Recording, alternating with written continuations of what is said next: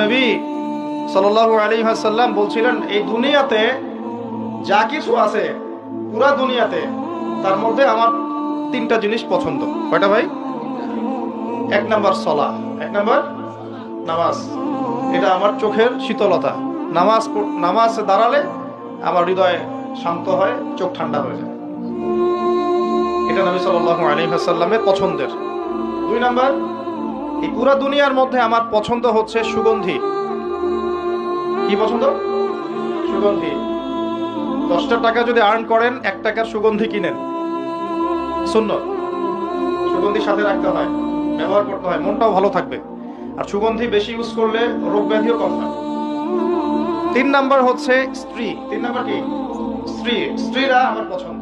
নবী সাল্লাল্লাহু আলাইহি ওয়াসাল্লামের এই 3টা জিনিস পৃথিবীতে পছন্দ।